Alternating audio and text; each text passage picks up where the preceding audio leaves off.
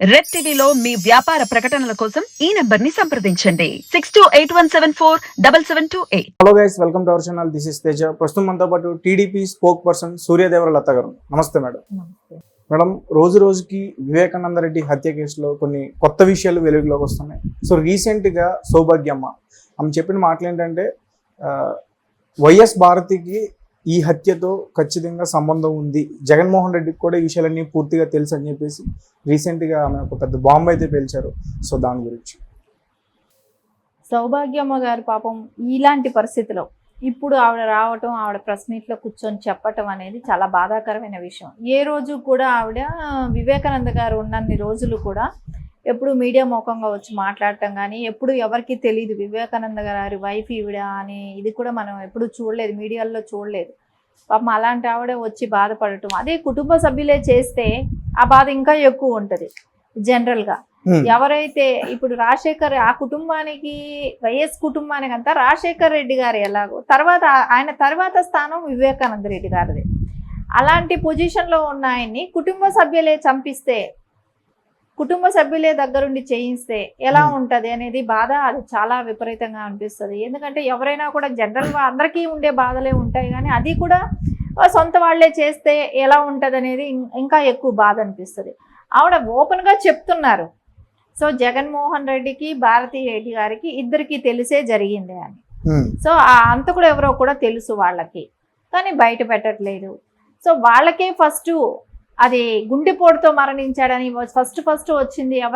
ఎక్కడ ఏ ఛానల్లో వచ్చింది?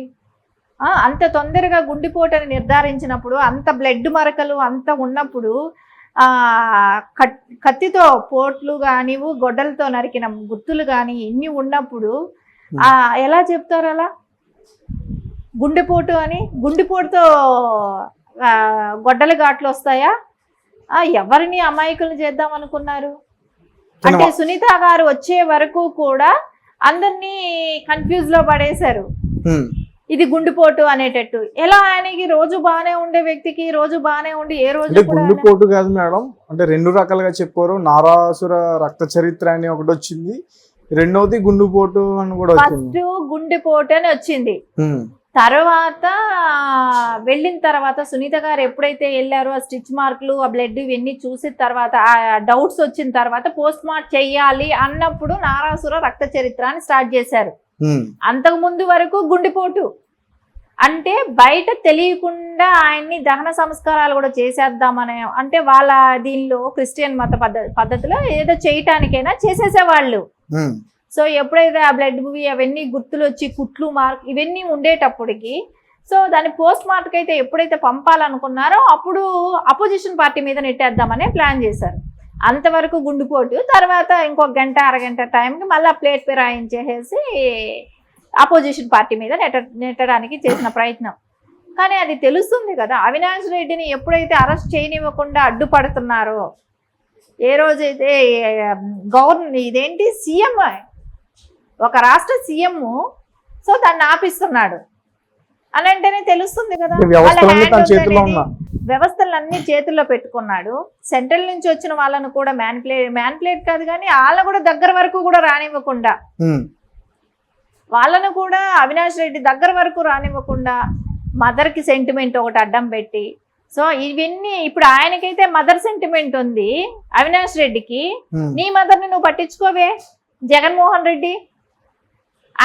ఆయన ఒక హంతకుడు అయిన అనే ఒక నెపంలో ఉన్నాడు కదా, ఆయనకి తల్లి సెంటిమెంట్ ఉంది, నీకు ఆ తల్లి సెంటిమెంట్ కూడా లేదా? నీ తల్లి చెల్లిని ఎప్పుడే వదిలేసావు కదా. అంటే వాళ్ళ అవసరానికి తల్లినైనా వాడుకుంటారు, చెల్లినైనా వాడుకుంటారు, కావాలంటే కుటుంబ సభ్యుల్ని చంపుకుంటారు, ఏమైనా చేస్తారు. కావాల్సింది వాళ్ళు అనుకున్నది వాళ్ళు అచీవ్ చేయటమే. అంటే ఏంటి, నేను సీఎం పీఠం మీద కూర్చోవాలి, ఎవరు చేస్తే నాకేంటి, ఎవరెటు పోతే నాకేంటి, సొంత బాబాయ్ చెల్లె అమ్మ ఇవన్నీ అవసరం లేదు.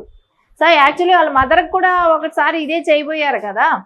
సొంత మదర్కి కొత్త కారులో వెళ్తుంటే, కొత్త కార్లు అప్పటికే నెంబర్ ప్లేట్లు కూడా వేయలేదు, అలాంటి కార్లు టైర్లు ఊడిపోవటం ఏంటి, కర్నూలు దగ్గర టైర్లు పేలిపోయినాయి అంటే ఎంత పెద్ద ప్రమాదం నుంచి తప్పించుకున్నారు. కాకపోతే స్పీడ్ లేదు కాబట్టి తప్పించుకున్నారు, స్పీడ్ ఉంటే ఆవిడ పరిస్థితి కూడా అదే అయ్యేది కదా. అంటే కొత్త కార్లో అంత ప్రాబ్లం ఎట్లా వస్తుంది, కొన్న 10 రోజులకే కార్లు అలా ఎలా అవుతాయి అంటే అర్థమవుతుంది కదా. ఎలాగైనా సరే వాళ్ళని యాక్సిడెంట్లుగా చంపడమో చేయడమో ఏదో ఒకటి చేసేస్తారు. సో అవతల వాళ్ళ పార్టీ మీద నెట్టేసేస్తారు. ఇప్పుడు గీతాంజలి గారు చావు ఎలా ఉంటుందో మనకు తెలియదు, ఆవిడ ఎందుకు మూలాన జరిగిందో ఏంటో కూడా ఎవరికి తెలియదు. కాకపోతే అపోజిషన్ పార్టీ వీళ్ళు ప్రతిసారి కూడా ఎలక్షన్ బిఫోరు ఎవరినో ఒకరిని చంపటమును ఏదో ఒకటి వాళ్ళకి ఒక సెంటిమెంటా ఏంటో తెలియట్లేదు, కానీ ఎలక్షన్ బిఫోర్ అన్నప్పుడంతా ఎవరో ఒక ప్రాణాన్ని లేపేయటమే. అది నా అని ఏమీ లేదు. ఏదైనా సరే రాజకీయ దాహంకి ఒక బలి అవ్వటమే. నరబలి లాంటి వాళ్ళే చేస్తున్నారు, అర్థం కావట్లేదు. కానీ ఎందుకు ఇలాంటివి వికృత చేష్టలు కదా ఇవి. సొంత బాబాయిని చంపుకుంటే వాళ్ళు రోడ్డు మీద పడి ఒక పిన్ని తల్లి తర్వాత తల్లి అంతటిది, కానీ నువ్వు అవునులేండి సొంత తల్లికే విలువినాడు, ఇంకా పిన్నికేం విలువిస్తాడు. వాళ్ళకి ధైర్యం చెప్పాల్సిన వాళ్ళు పోయి దొంగని సేవ్ చేస్తున్నాడంటే, హంతకుడిని సేవ్ చేస్తున్నాడంటే అర్థం అవుతుంది కదా. దానిలోనే మనకు అర్థమవుతుంది ఈయన ఎంతటి దుర్మార్గులకు కాపు కాస్తున్నాడో, వీళ్ళు ఎంత దుర్మార్గ పనులు చేశారో వీళ్ళ హస్తం లేనిదే జరిగి ఉంటుందా, వీళ్ళకి ముందే తెలిసేమో ఆయన నైట్ చంపేస్తున్నారు అనేది. సో ఇవన్నీ చూస్తే జనానికి అందరికీ డౌట్ వస్తుంది, డౌట్ వచ్చే విషయం ఇది. అంటే అలాగే జగన్మోహన్ రెడ్డి గారు గవర్నమెంట్ ఉన్నప్పుడే సునీత అక్కడ హైకోర్టు కాదని చెప్పేసి తెలంగాణ హైకోర్టుని ఆశ్రయించింది.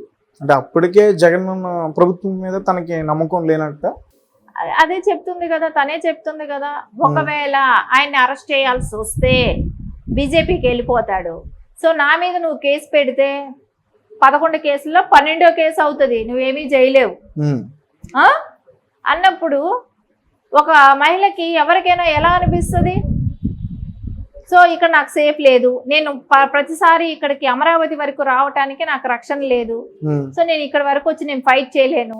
ఆవిడే భయపడింది, లిటరల్ గా భయపడ్డారు, అందరినీ భయపెట్టారు. ఎందుకంటే అల్లుడి మీద నెట్టారు, కూతురు చంపుండొచ్చేమో అల్లుడు చంపుండొచ్చేమో, ఆఖరికి సరే నారాసుర రక్త చరిత్ర అన్నారు, అపోజిషన్ పార్టీ మీద నా బాబు గారి మీద నెట్టడం చూశారు.